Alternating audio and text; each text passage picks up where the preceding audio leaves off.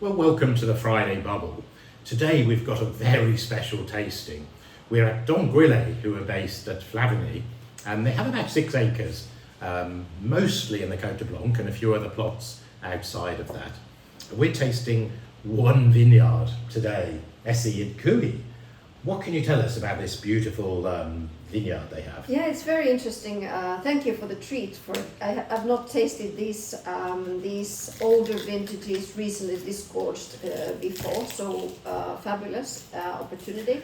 So we have Les Nogers, which is just off Cramant on the side of Cuy, Right. like more northeastern facing vineyards, but really off their best plot, Les Bateaux, the famous one in Cramant. Right. So a super nice vineyard, which I think just this year turns 50 years old. Wow. So the old vines concentration. Adrian Dhondt, who has been running this estate now for a bit more than 10 years. So basically the 12 that we are starting with would be his first own cuvée. So one of the, I'd say, most hyped young vigneron in Champagne. Very intuitive winemaking, Right. organic, biodynamic ways in the vineyards, but uncertified, and then a very sort of recipe-free making. Take some risk in the winery too. We're here. I'm going to taste the youngest first. Yeah. So, as Essi said, they're all the same vineyard, and interestingly, they're all disgorged on the same day. So, we should see mainly vintage characteristic. They're obviously a little bit longer lees, aging in 2 of them. But tell me about 2014, the youngest one today, Essi. The vintage as a sort of as a whole. How was 2014? Yeah, I think it's one that now a lot of the wines are arriving on the markets, and I think it's one that's going to surprise quite positively. Yes. I think the expectations were not super high because it was a really challenging year in the vineyards, and I think it was most famous for the Suzuki, the vinegar fly in the vineyards, but which actually at the end didn't become a huge problem at all. Nice acidity profile, good freshness, good normal volumes, supple, overt fruitiness, so very charming year overall. So, while Essi has a little taste, these were all disgorged in April 23. They all have the same dosage, just 1.5 gram. One of the things I've noticed when I was there with Essi earlier in the year is everything's barrel fermented. And it brings this, he manages to bring this lovely texture of oak. It's there, but it never seems to dominate the fruit. Yeah, absolutely, and he's not, also it's quite intuitive when it comes to when he tops up the barrels and so forth. So he really, lets the wines grow by themselves as much as he can, and at very low sulfite. So there's a sort of on the borderline of rather wild winemaking, but he seems to make it work miraculously every time. And I assume there's no malolactic generally, or Malolactic fermentation is done. Is done. It's carried out. Yeah. so This is really interesting. So we have, you just poured me the 13, I presume. There's the one in the middle. So 13, now it's the 12. Yeah. That's the 12. So this would be the coolest profile of the years Right. we're going to be tasting. So very big on the acidity front, lovely, cool, crunchy fruit. And then we have the 12, which was really Adrian's first own year. Very lush, concentrated, big, impressive year. So let's see what the first impression brings. Very refined, the middle one. Wow, it's very nice. really roasted pineapple on that middle one. Yeah. I'm feeling the oak a little bit more on the middle one. Perhaps it's because of its young age. I love the middle one is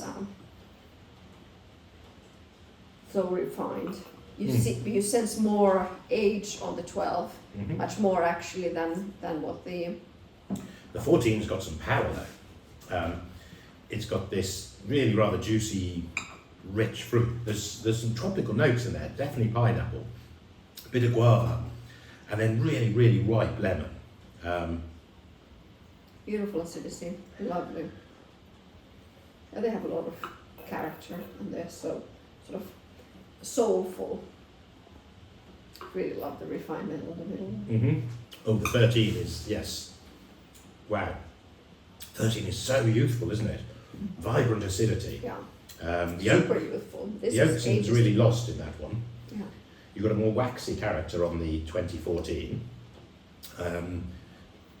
There's much more energy in the 13. You can see that for sure. Essi, you're enjoying yourself. You're getting on the 12. Mm. Much, it's quite full-bodied, the 12, concentrated, sweet. I'm getting a touch of oxidation there, so if I'm thinking of evolution-wise, it's by far the middle one is my favourite. Wow, there's definitely a bit more toasty, roasty oak on on the 2012. Yeah. 13 is definitely more linear. 14, big fruit in 14. I love it. 14 is lovely, but very... The oak's more dominant in the 14. I assume that's just because of its stage where it's had less lees aging. I guess one of the questions is, have we seen an optimum?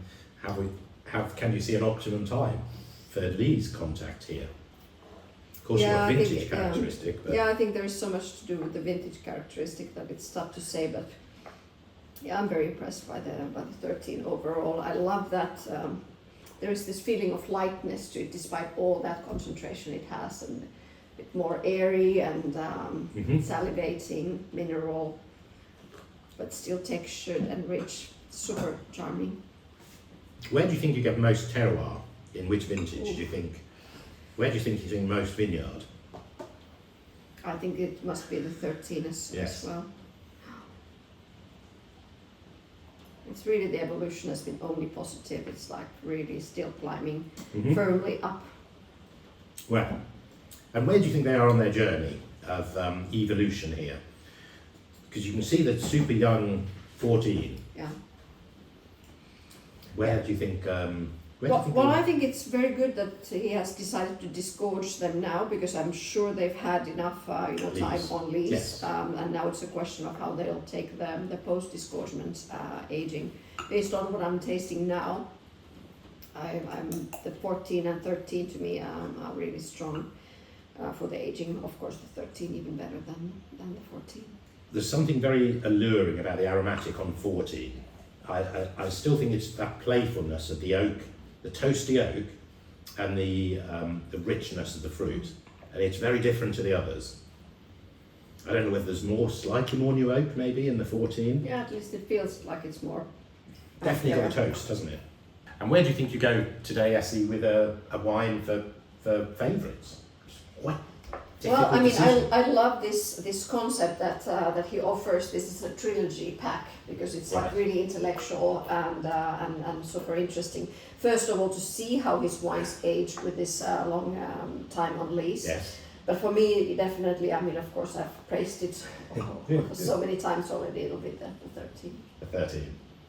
But there's definitely no hurry to open these. So if you buy this case, hold on to at least some of them. Wow. Well, I'm going to be fascinated to see where 14 goes, because I think it's the most playful of them all today. 13 is perhaps the most elegant and refined. So I suppose, Essi, we're going to taste the 2013 as our... Let's do it. As our thank you. Hopefully you'll all get a chance to taste one of Adrian's wines from Dhondt Grellet. They're showing incredibly well. A super exciting case, this one, to be able to try the same vineyard from 3 different vintages, all disgorged on the same day, the same dosage, and 2013 is looking like it's our favourite today. Thank you very much, Essi, and I hope you'll get a chance to try one at home very soon. Happy Friday.